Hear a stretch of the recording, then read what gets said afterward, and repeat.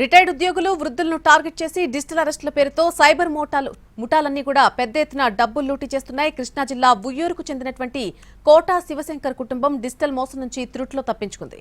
Mumbai crime branch తో పాటు CBI అంటూ సైబర్ నేరస్తులు వీడియో కాల్స్ చేసి కోటా శివశంకర్ దంపతులను బెదిరించారు. దీంతో వీరు సైబర్ మోసమని గుర్తించి పోలీసులకు సమాచారం ఇచ్చారు. పోలీసులు సకాలంలో స్పందించడంతో సైబర్ మోసం నుంచి బయటపడ్డారు. రిటైర్డ్ ఉద్యోగిని మోసం చేసేందుకు ప్రయత్నించగా చాకచక్యంగా బయటపడ్డారు.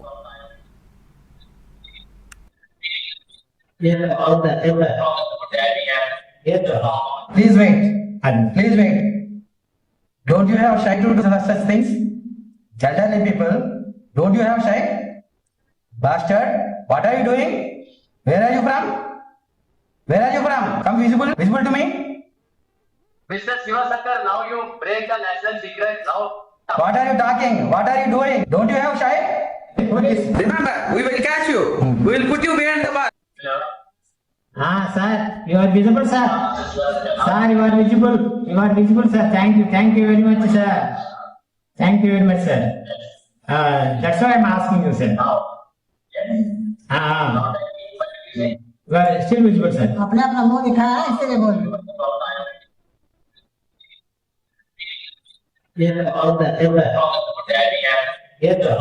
Please wait. And please wait. Don't you have shy to do such things? Elderly people, don't you have shy? Bastard, what are you doing? Where are you from? Where are you from? Come visible to me. Mr. Shivashankar, now you break the national secret. Now. What are you talking? What are you doing? Don't you have shy? ఈ ఘటనకు సంబంధించి మరిన్ని వివరాలు మా ప్రతినిధి శ్రీకాంత్ అందిస్తారు. అరెస్టుల పేరుతో ఉయ్యూరులో నివసిస్తున్నటువంటి quota Shivshankar కుటుంబాన్ని మోసం చేసే ప్రయత్నం చేసింది. అయితే దాన్ని వాళ్ళు పోలీసులకు సమాచారం ఇవ్వడం ద్వారా పూర్తి స్థాయిలో అడ్డుకున్న పరిస్థితి కూడా ఉంది. ఈ నేపథ్యంలో మనతో మాట్లాడటానికి కోటా శివశంకర్ ఆయన రిటైర్డ్ ఎంప్లాయీగా ఉన్నారు. ఒకసారి మాట్లాడతారు. ఏం సార్ అసలు ఏం జరిగింది ప్రధానంగా ఆ రోజు? మాకు ఒక ట్రాయ్ నుంచి ఫోన్ చేస్తున్నామని సీనియర్ ఆఫీసర్ ఒక ఆయన ఫోన్ చేశాడు. ఆయన నా ఐడి ఇస్తున్నాను తీసుకోండి అని ఐడి నెంబర్ నోట్ చేసుకోమన్నాడు. పేరు చెప్పాడు. ఇదంతా అయిపోయిన తర్వాత మీరు ముంబైలో జనవరి 7వ తారీఖున 26 సంవత్సరంలో మీరు సిమ్ ఒకటి తీసుకున్నారు మీ పేరుతో, ఆధార్ కార్డు ఉపయోగించి తీసుకున్నారు. మీరు ఇక్కడికి వచ్చి తీసుకున్నారా? నేను రాలేదు, అసలు ముంబై రాలేదన్నా.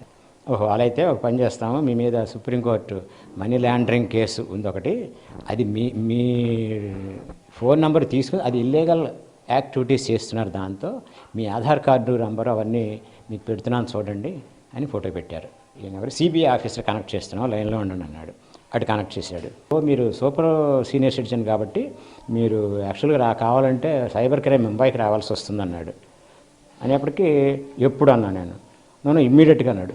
నేను ఆంధ్రప్రదేశ్లో ఎక్కడ ఒక మూల ఉన్నా పల్లెటూరులో, నేను అసలు నాకు ముంబై ఎప్పుడు రాలేదు. సరే ఇవన్నీ అయిపోయింది. మీరు సీనియర్ సిటిజన్ కాబట్టి మీరు ఆన్లైన్లోనే చెప్తురు కానీ అని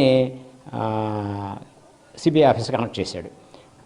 కనెక్ట్ చేస్తూ ఆయన వీడియోకి మారుస్తున్నానండి అన్నాడు. ఆయన లైన్లోకి రాకుండా మా పిల్ల మీరు ఎవరు సార్ మాడేదన్న ఆయన ఏదైనా సిబిఐ ఆఫీసర్ని మనీ లాండరింగ్ కేసులో నరేష్ గోయల్ అని ఆయన 538 కోట్ల మనీ లాండరింగ్ చేశాడు, చాలామందికి డబ్బులు వేశాడు, క్యాష్ ఇచ్చాను అని చెప్పి వాళ్ళు మా థర్డ్ డిగ్రీలో చెప్పారు. కాబట్టి మీ పేరుతో 20 లక్షల క్యాష్ డిపాజిట్ చేశాట, 5 లక్షల క్యాష్ మీకు ఇచ్చాట. వాడు చెప్పింది అది వాళ్ళు. కాబట్టి మీరు రికార్డ్స్ వెరిఫై చేసుకోండి సార్, నేను అసలు అటువంటిది తెలియదు, అతను ఎవరు కూడా నాకు తెలియదు అన్న. మీరు ఫోటోలు పెడితే చూడండి అన్న. నాకు ఫోటోలు పెట్టాడు. ఫోటోలు పెట్టి ఆయన చూడలేదు, నేను ఎప్పుడు చూడలేదు ఆ మనిషిని అన్న. ఓకే, మీరు కనుక నాకు రిప్లై ఇవ్వకపోతే సరిగ్గా మీ లోకల్ పోలీసులు వచ్చి మిమ్మల్ని అరెస్ట్ చేసి ముంబై క్రైమ్ బ్రాంచ్కి సబ్మిట్ చేస్తారు. ఇప్పుడే సుప్రీంకోర్టుకి సబ్మిట్ చేస్తాను, రేపు మీకు టైం ఇస్తారు, జడ్జి గారు మీకు లైన్లోకి వస్తారు. మళ్ళీ ఇదే వర్షన్ సార్, సీనియర్ సిటిజన్ కాబట్టి మేము ఇక్కడ పిలవట్ల. 17వ తారీఖు జరిగింది ఇది. 18వ తారీఖు పొద్దున మళ్ళీ 9ంటికి లైన్లో ఉండండి, సుప్రీంకోర్టు ఆయన జడ్జి గారు మాకు టైం ఇస్తారు, మీకు చెప్తామన్నారు. సార్ మీకు 9:40కి టైం ఇచ్చారు, జడ్జి గారు లైన్లోకి వస్తారు, మీకు ఆన్లైన్లో మాట్లాడదురు కానీ సుప్రీంకోర్టు జడ్జి వీళ్ళు చేసేది ఫేక్ అని అర్థమైపోతుంది. సార్ మీ పేరు, ఆయన హిందీలో మాట్లాడుతుంటే ఇంగ్లీష్లో అడగండి అన్న. చెప్పారు. మేడంకి ఇంగ్లీష్ అంటే హిందీ అన్న. ఆవిడతో నాకు చెప్పినవని మళ్ళీ ఆవిడతో అడిగాడు. మీరు జనవరిలో తీసుకోలేదు, సిమ్ కార్డు తీసుకోలేదండి అన్న. ఈ క్వశ్చన్స్ అడిగారు. మళ్ళీ వీళ్ళు అడిగినవన్నీ అడిగారు సార్. లేదు. ఓకే, మీ సిబిఐ రిపోర్టు మీకు ఫేవరబుల్గా ఉంది కాబట్టి మీకు ఇంటర్మ్ బెయిల్ ఇస్తున్నా.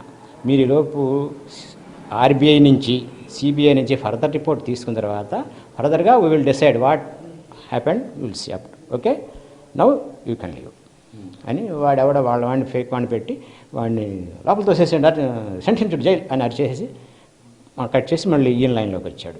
ఉంది కదా అసలు ఇవన్నీ చెప్పాలి ఏంటి, వాడు అక్కడ ఇంటి దగ్గర రెడీగా ఉన్నాడు ఏంటని ఏం చేస్తుంటే మా బ్రదర్కి ఫోన్ చేసి సర్కిల్ ఇన్స్పెక్టర్ గారికి రిపోర్ట్ ఇవ్వు, ఇట్లా మా ఇంటికి రమ్మని చెప్పు, ఇది సంగతి అన్న. వెంటనే నాకు ఫోన్ చేశారు, ఏంటి సార్ ఏం జరిగిందన్నారు, నేను విజయవాడలో నన్ను వస్తున్నాను అన్నారు. మీరు ఏం వర్రీ అవ్వద్దు, మేము ఉన్నాం మీ వెనకాలని ఇద్దరు కానిస్టేబుల్స్ ఇద్దరు ఎస్ఐలు ఆయన రెడీ వచ్చారండి. మీకు సుప్రీంకోర్టు జడ్జి గారు చీఫ్ జస్టిస్ గారు మీకు ఆర్డర్ ఇచ్చారు, ఒక్కొక్క పేజీ పంపిస్తాను చూడండి అన్నాడు. మీరు 7 డేస్లో మేము చెప్పినటువంటి ఈ కింద చెప్పినటువంటి అడిగినటువంటి రికార్డ్ సబ్మిట్ చేయకపోతే మీ బెయిల్ క్యాన్సిల్ చేసి ఇమ్మీడియట్గా మీరు జైల్లో కడతారు. అది యాజ్ పర్ అంటర్ సెక్షన్స్ ఏవో పెట్టేశారు వాళ్ళు. పెట్టేసి అదంతా సుప్రీంకోర్టు జడ్జి గారి ముద్రలు సహా అన్నీ ఉన్నాయి sir.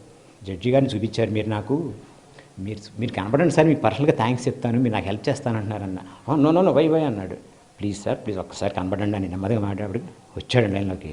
Sir you are visible అని అనేప్పటికీ వెంటనే ఆయన వచ్చి అటాక్ చేశారు. నిజంగా ఆయన వచ్చి చేయకపోతే వెంటనే వీడియో కట్ చేశాడండి. హూ ఆర్ అని కట్ చేశాడు. ఈయన బాగా తిట్టారు. తిట్టిన తర్వాత వాట్స్ యువర్ నేమ్ అన్నాడు. నాకు నీ పేరు ఎందుకు రాని బాగా తిట్టారు. అయిపోయిన తర్వాత ఈ కాన్వర్జేషన్ జరుగుతుండగానే వీడు పంపించినవి డిలీట్ చేశాడండి. నాకు మీ ఫోన్ ఎక్కడ ఉందని అడిగాడుగా, చూపించే కదా, ఒక్కటి చదవండి అన్నాడుగా, 5 పేజీలు డిలీట్ చేసేసాడు. అది వెంటనే పంపించడానికి విత్ ఇన్ సెకండ్స్లో జరిగింది సార్ ఇదంతా.